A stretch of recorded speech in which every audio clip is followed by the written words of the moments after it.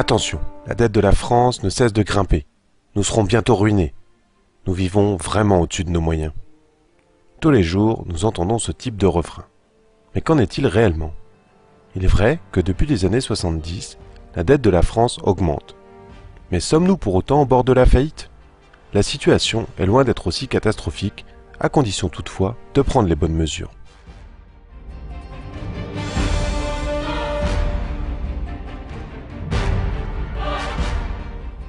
Si la dette augmente, c'est avant tout parce que le budget de l'État est voté par les parlementaires avec plus de dépenses que de recettes.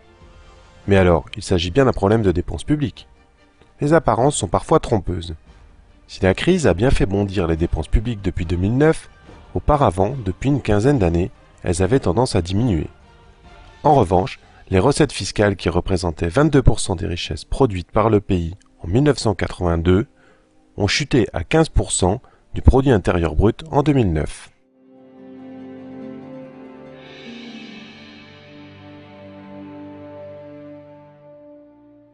Les recettes diminuent avant tout car le gouvernement n'a de cesse de faire baisser l'impôt sur le revenu, tout particulièrement celui des plus riches. Comment? En supprimant les tranches les plus élevées et en créant toujours plus de niches fiscales qui permettent de payer moins d'impôts sur le revenu. À cela s'ajoute pour les particuliers les plus fortunés la baisse importante des impôts sur la transmission de patrimoine et de l'impôt sur la fortune.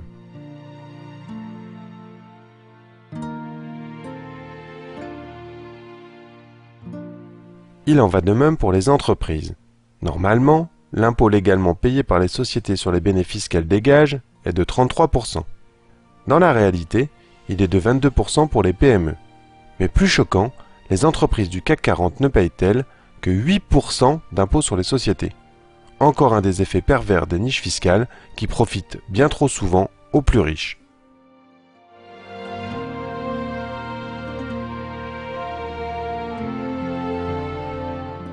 La crise a accentué ce décalage entre les dépenses et les recettes.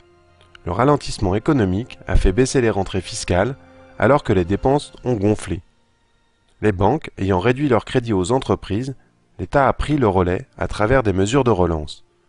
Mais pour distribuer ces aides, il a dû emprunter.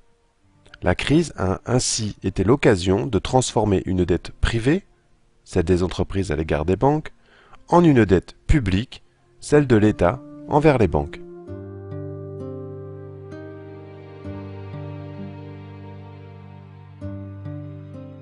Alors, c'est vraiment si grave notre dette publique?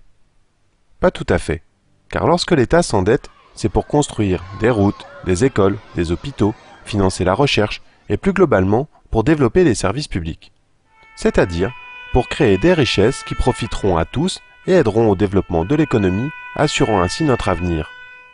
Aujourd'hui, la valeur de ce que possède la collectivité française est sensiblement supérieure à sa dette. L'État est donc loin d'être ruiné.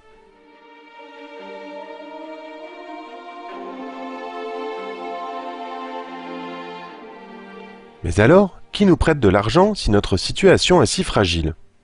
Tout d'abord, les riches, qui trouvent là un placement lucratif pour leurs économies d'impôts. Ils touchent ainsi un double dividende, moins d'impôts et plus de rente. Mais surtout, l'État ne peut plus emprunter auprès de la Banque de France, pas plus qu'auprès de la Banque centrale européenne d'ailleurs. C'est interdit par les traités européens. L'État doit donc emprunter sur les marchés et payer des intérêts élevés qui font grossir sa dette sans manquer d'enrichir au passage les banques.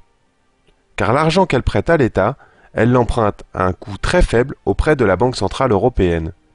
Depuis une trentaine d'années, les intérêts de la dette que nous avons payés sont d'ailleurs presque aussi importants que l'augmentation de la dette elle-même.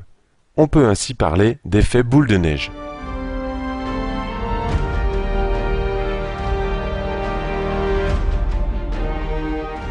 Si, comme on l'a vu, l'enrichissement de quelques-uns se fait au détriment de la majorité, tout est loin d'être perdu. Il faut déjà commencer par augmenter les recettes fiscales. Comment? En supprimant notamment tous les cadeaux fiscaux dont l'efficacité sociale ou économique n'a jamais été prouvée. Chaque année, ils représentent 150 milliards de manque à gagner pour l'État. Cette logique vaut également pour le budget des collectivités locales et de la sécurité sociale. L'autre réponse au problème consiste à permettre aux États d'emprunter directement de l'argent à la Banque Centrale Européenne sans passer par les banques, celles-ci ne manquant pas de s'enrichir sur notre dos.